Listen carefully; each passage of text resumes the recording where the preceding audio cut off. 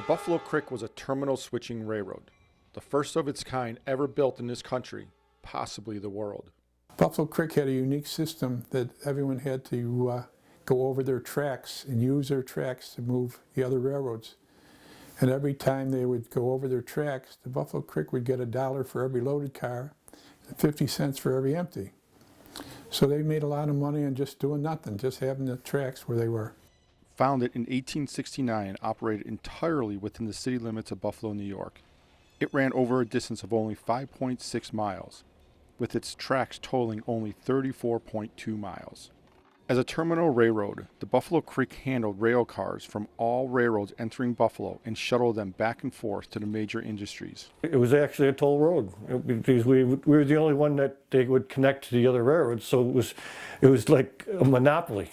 You know, they had to pay us to go to another railroad, and that's the only way I could get to the other railroad was going over our railroad, so we would charge them for trackage rights. Every railroad had to pay $1 a load and 50 cents an empty to cross the Buffalo Creek lines at River Bridge.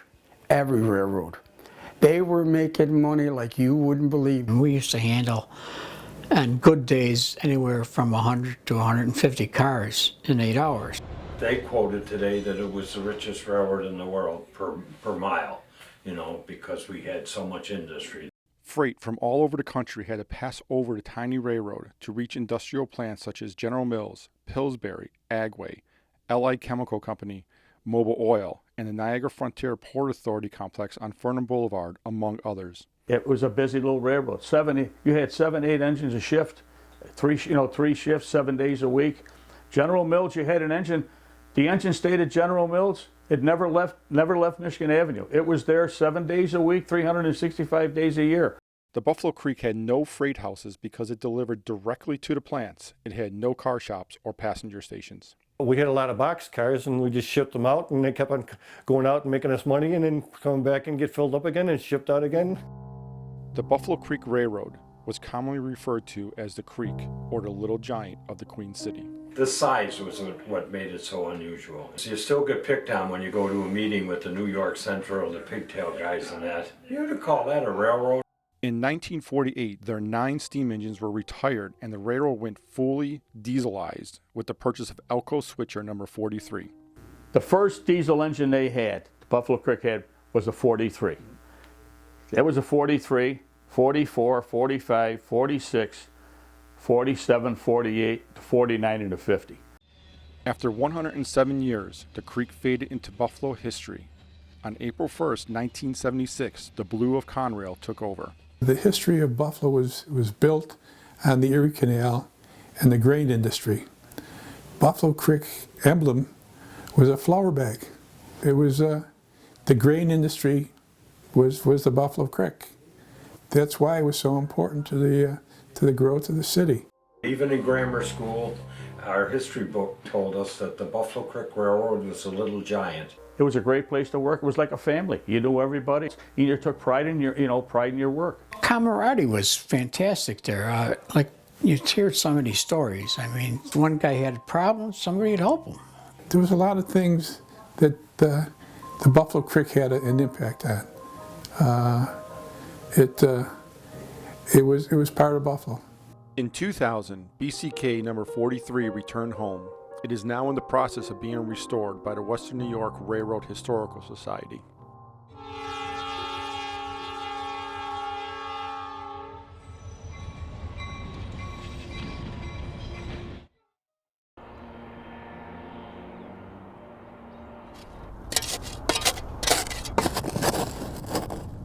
Benedict Arnold bought the house land in 1771, and he built his house on that very site.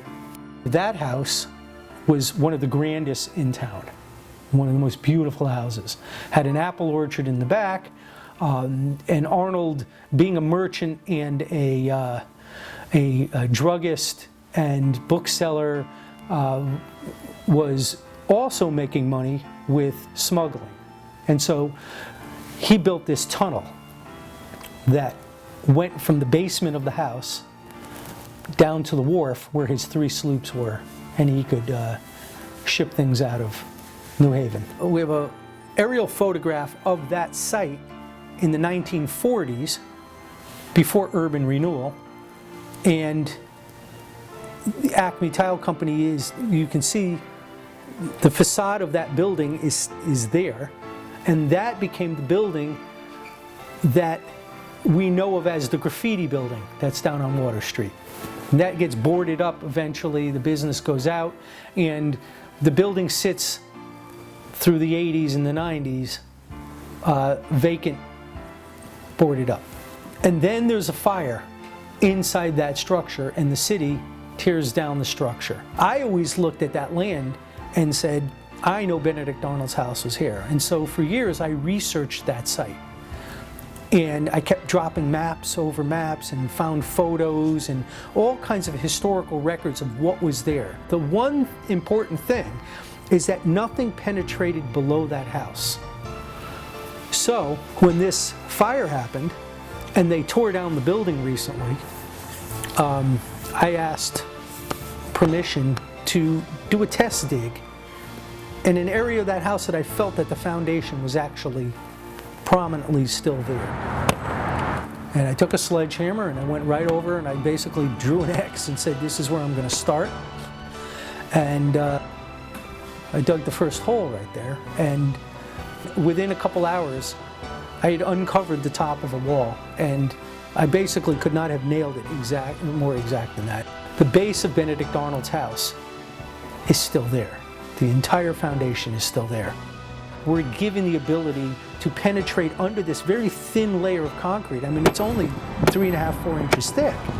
And now we can get down there and uncover the wall. I'm now finding brick, beautiful handmade bricks that were part of Benedict Arnold's chimney and part of his wine cellar and part of his smuggling tunnel.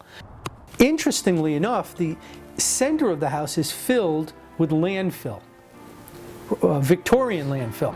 Pretty little dish from the 1800s. But what I know is that from my aerial photographs and from my Sanborn maps from 1923, from my Beers map of 1888, I now can tell that nothing ever displaced the material around Benedict Arnold's house.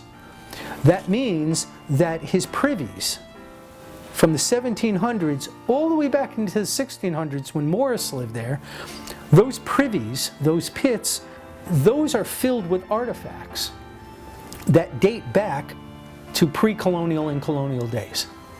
So what I'm recovering now in the site around the wall is material that was dug up and displaced by other structures in the area, but it's not exactly, the stuff that's in the center was the basement of Benedict Arnold's house. And I'm finding a lot of brick, I'm finding a lot of the handmade wall, but the material that is from Arnold is going to be on the peripheral. It's going to be on the outside of that house and behind it, which is now the parking lot of the school. This is the most early colony, along with Jamestown and Manhattan, New Amsterdam and Boston. This is one of those areas that has all kinds of material from the founding of America.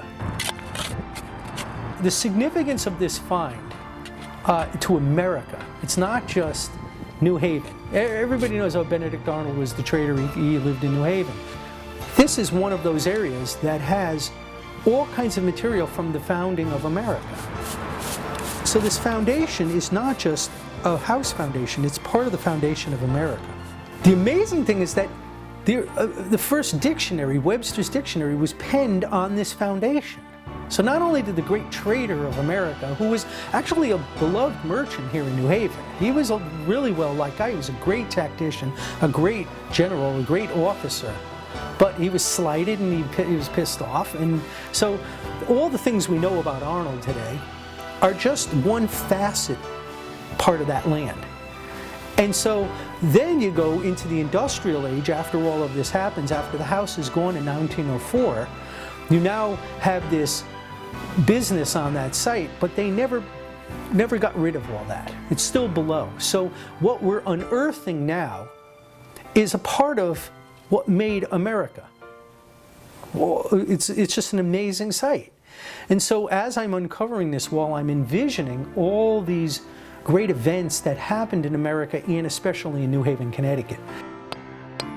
This is our archaeological site. This is what's left to tell people all of these amazing things happened in New Haven. This is actually fragments of that time.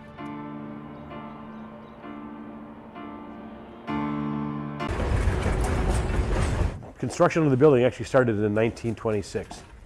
The New York Central picked this location for its terminal because of its proximity to its east-west main line cutting through Buffalo. The building was started in 26, actually completed in 1928 as far as the main structure was concerned. But at that point, the New York Central brought in artisans to finish up the detail work of the building, and that took an additional 9 months, which ended at the opening in June of 1929.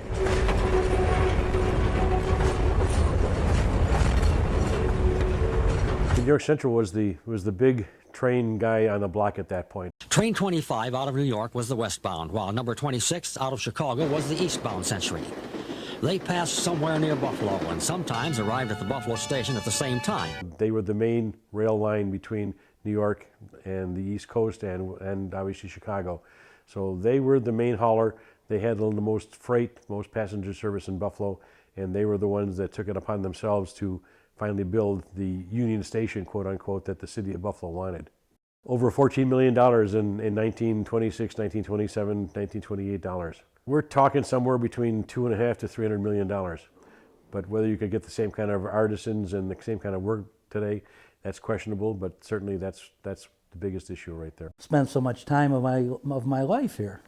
There was a lot of friendships here that I had, and when I left in 1970, it was a very viable operation, although the passenger service has dwindled, but I mean, you know, it was still a good operation, and it should have never came to pass. They of course envisioned at the time in the 20s that Buffalo was like one of the top 5 largest cities in the country.